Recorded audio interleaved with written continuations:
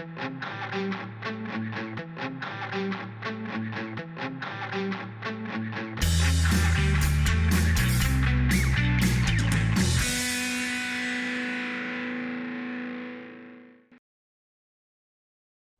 and welcome to our episode of FinTech Focus TV with me, Toby. We're here at the TradingTech Summit here in Canary Wharf, London, and I have been joined by Ben and Elliot from BMLL. How are you guys? Toby, yeah, very good. Good to see you.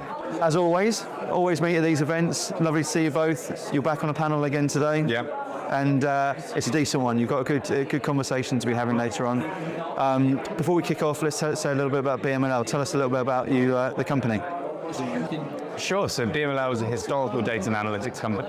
We focus on high quality historical data. We take that from over 120 venues. We capture that, make that consistent across multiple venues and over time, and then have a series of products, make it easy to come in, query, analyze, and understand the data. It's been a phenomenal couple of years for you guys. There's been more and more wins, more and more press that I see every single day about it. Ben, I know that's all you. that's behind it.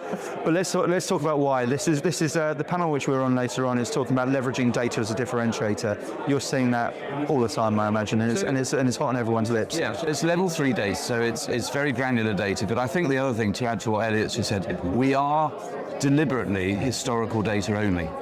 The real-time data providers have their own challenges. Yeah. Historical data providers have different challenges, which is why we see it separately. And I think, the success that we saw in 2024 was the realization by a lot of firms, whether they are hedge funds, banks, or asset managers and sovereign wealth funds, that actually there is an alternative to historical data. They don't need to get historical data from a real-time provider, and we are that historical data specialist. And then talk to me about the takeover of that. You talked about various different areas there. The evolution of people recognising that sort of opportunity and recognising this sort of growth in the market. I think you guys were pioneering in this sort of space and sort of moved in as sort of, I guess, the first movers into all that sort of thing. As it's happened, it seems over recent years that's become more and more adopted and widely seen in there. Is that fair to say? Yeah, absolutely. I think there's a couple of things, real big trends that we're seeing. One is more and more firms as well are seeing that there is a real difference between real-time and historical. Yeah. They're looking to move those apart, to focus on historical analytics as a speciality in its own right, whether that's for alpha generation, whether it's for post-trade analytics, whether it's for market structure analysis. All of those use cases require really high-quality data to make a big difference. I think the other thing that we've seen is the cost of managing and maintaining core quality data sets is becoming bigger and bigger. You've got more and more data that's being produced. You'll get 4 terabytes a day just from the US equity options market. Enormous volumes of data coming through.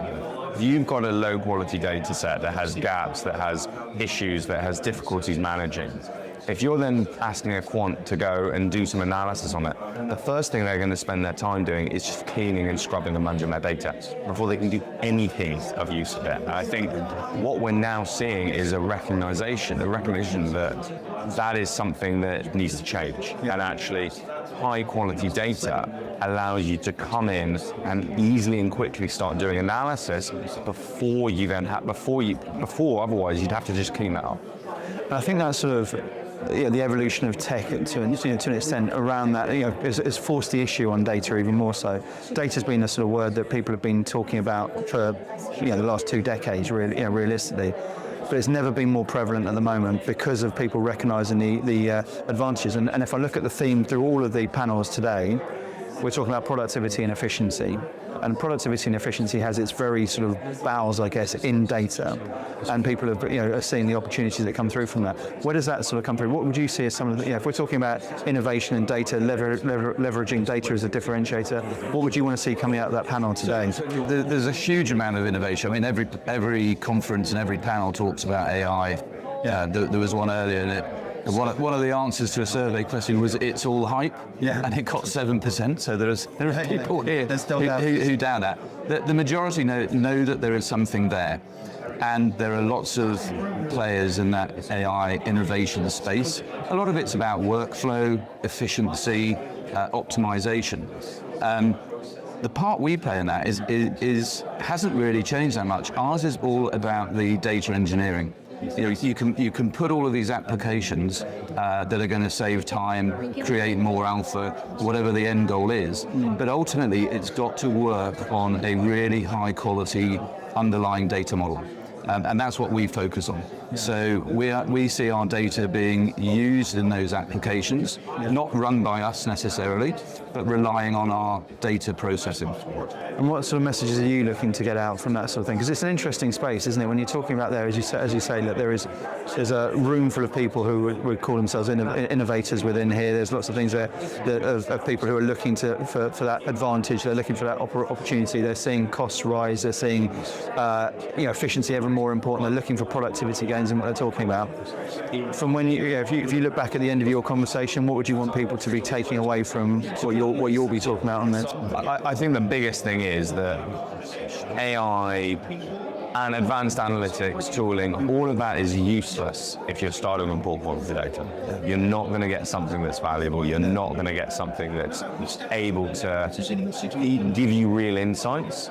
You'll just spend your entire time fighting data and not coming out with something useful and valuable for whatever the use case that it is. I want to go to that 7% you mentioned earlier on. So there's 7% of doubters in there. There's probably actually a higher percentage, and people just don't want to be looking like they're the odd ones out in the whole conversation. So we know that there's still, and I think you can go into any of the banks here in Canary Wharf, and there'll be a load of people there who are the naysayers about what can happen, as well as you've got the outliers and the pioneers, etc., etc.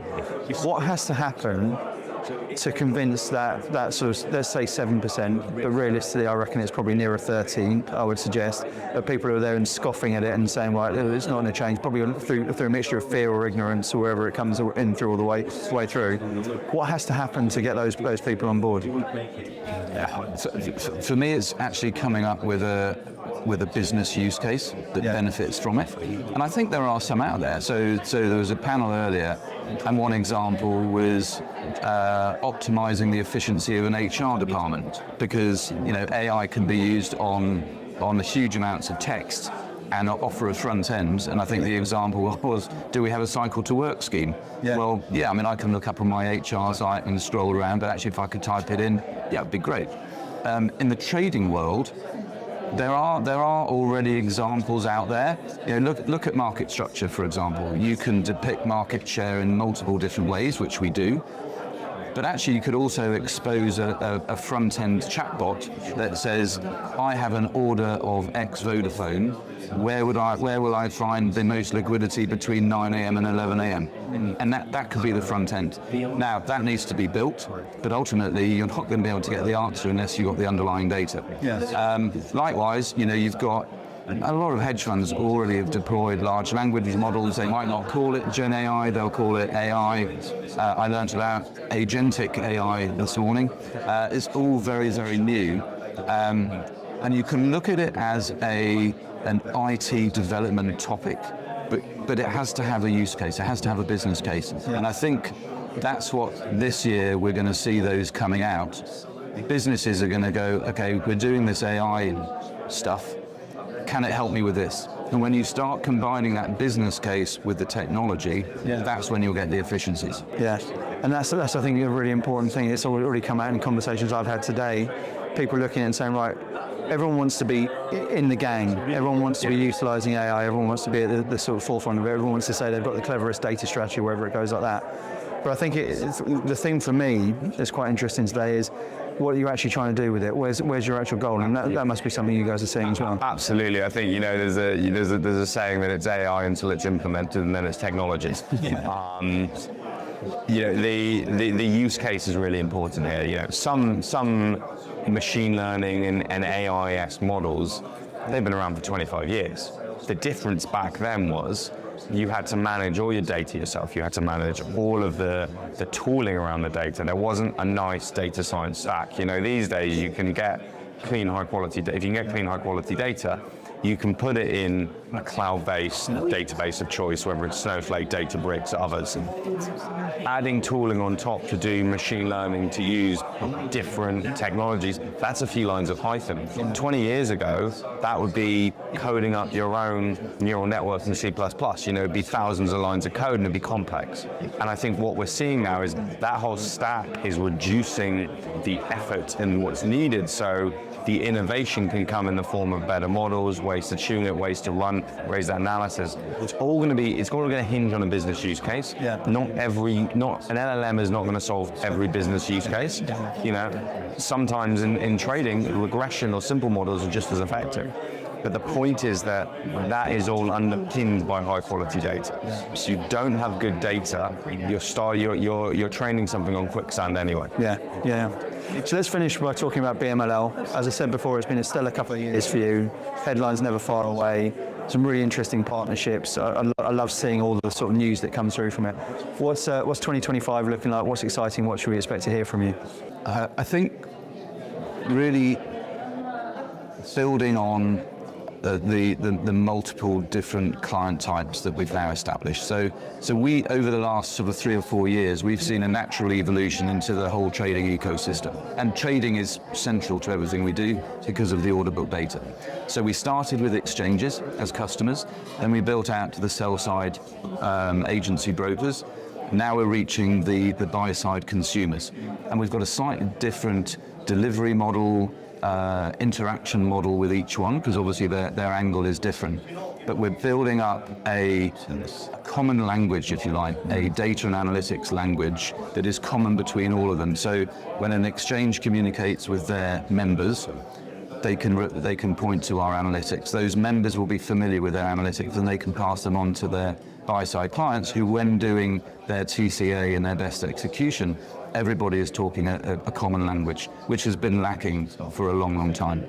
It's been brilliant to watch, and I love seeing the story unfold. And it's as I've said a million times, it's a great team, great people that you guys are developing. And actually, what you're doing, I think, is fascinating. So keep up the good work. Good luck on the panel later on today. I look forward to it. Thank you. Thanks for coming on the show. Cheers, David. And we'll see you soon on the next episode of FinTech Focus TV. Thanks a lot.